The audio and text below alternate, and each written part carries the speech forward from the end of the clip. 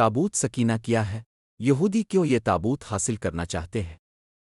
اگر تاریخ کے تناظر میں دیکھا جائے تو اسرائیل کو اسلامی ممالک سے اپنا وجود تسلیم کروانے کی ایک وجہ تو اپنے ناجائز وجود کو بالآخر مسلم ممالک میں جائز حیثیت دلا کر مسلمانوں سے معاشی فوائد حاصل کرنے کے ساتھ ساتھ آنے والے وقت کی پیش بندی بھی ہے، جس کا ذکر قرآن شریف میں اور تورات میں موجود ہے۔ دوسری طرف مخفی طور پر اس تابوت سکینہ کی تلاش بھی ہے، جس کے ذریعے سے یہودی اپنی کھوئی ہوئی طاقت دوبارہ حاصل کر کے دنیا بھر میں اپنا تسلط قائم کرنا چاہتے ہیں۔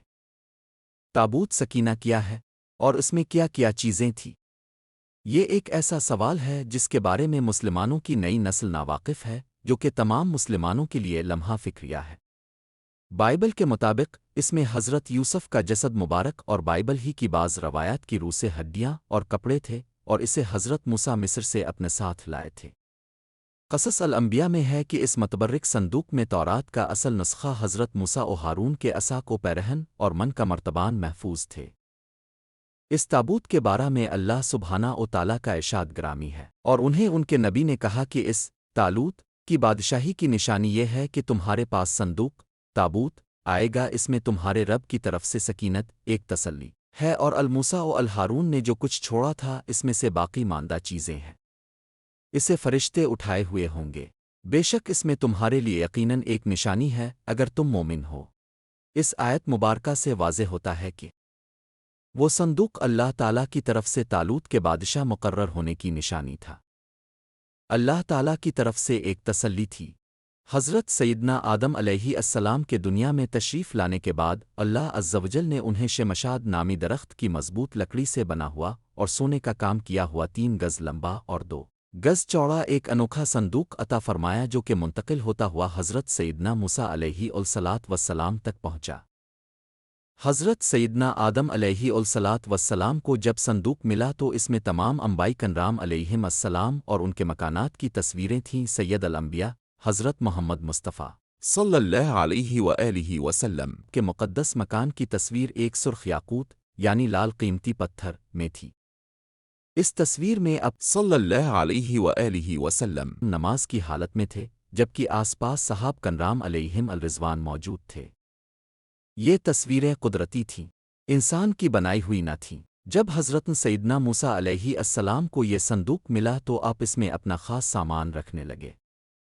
اس کے علاوہ صندوق میں توریت شریف کی تختیوں کے ٹکڑے، جنتی لاٹھی، حضرت سیدنا موسیٰ علیہ السلام کا لباس اور حضرت سیدنا ہارون علیہ السلام کا انمما اور ان کی لاٹھی، حضرت سیدنا سلیمان علیہ السلام کی انگوٹھی، اور بنی اسرائیل پر نازل ہونے والا وہ برتن بھی تھا جس میں آسمانوں سے من و سلوہ اترا کرتا تھا۔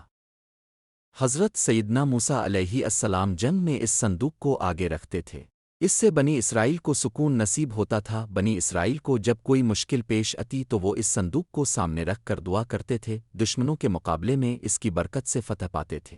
جب آپس میں اختلاف ہوتا تو صندوق سے فیصلہ کرواتے، صندوق سے فیصلے کی آواز آتی تھی، بلائیں اور آفتیں صندوق کی برکت سے ٹل جاتی تھیں۔ اسرائیلی تابوت سکینہ کو اپنے قبلہ کے طور پر بھی استعمال کرتے تھے۔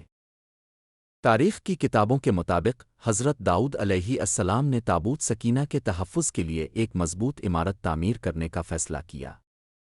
یہ عمارت حضرت سلیمان علیہ السلام کے دور میں مکمل ہوئی اور اسے ہیکل سلیمانی کا نام دیا گیا۔ جب بنی اسرائیل اللہ عز و جل کی بہت زیادہ نافرمانی کرنے لگے تو ان پر یہ غضب ہوا کہ قوم عمالقہ کے بہت بڑے لشکر نے حملہ کر کے ان کی بستیاں تباہ کر ڈالیں اور یہ انوکھا صندوق بھی اٹھا لے گئے۔ اس کے بعد قوم عمالقہ نے صندوق کو گندی جگہ رکھ کر بے ادبی کی، جس کے نتیجے میں وہ مختلف بیماریوں کا شکار ہو گئے اور ان کی 5 بستیاں ہلاک ہو گئیں۔ انہیں یقین ہو گیا کہ یہ سب مقدس صندوق کی بے ادبی کا نتیجہ ہے، چنانچہ انہوں نے صندوق ایک بیل گاڑی پر رکھ کر بنی اسرائیل کی بستیوں کی طرف چھوڑ دیا۔ وہ صندوق 4 فرشتوں کی نگرانی میں اس وقت کے نبی حضرت سیدنا شمویل علیہ السلام تک پہنچا۔ یوں بنی اسرائیل کو دوبارہ یہ عظیم نعمت حاصل ہو گئی۔ اس واقعے کے بعد بنی اسرائیل نے ہیکل سلیمانی کو دوبارہ تعمیر کیا۔ بعد ازاں رومیوں نے حملہ کیا اور اسے ایک بار پھر نشانہ بنایا۔ بعض تاریخ دانوں کا کہنا ہے کہ اہل بابل اسے اپنے ساتھ لے گئے، جبکہ ایک رائے یہ بھی ہے کہ اسے آسمانوں پر اٹھا لیا گیا۔ جبکہ یہ بھی کہا جاتا ہے کہ قیامت کے قریب حضرت سیدنا امام مہدی جب تشریف لائیں گے تو وہ اس صندوق کو فلسطین کی تبرا نام کی ایک مشہور جھیل سے نکالیں گے، جبکہ ایک قول کے مطابق آپ اسے ترکی کے شہر انتکیے کی کسی غار سے نکالیں گے۔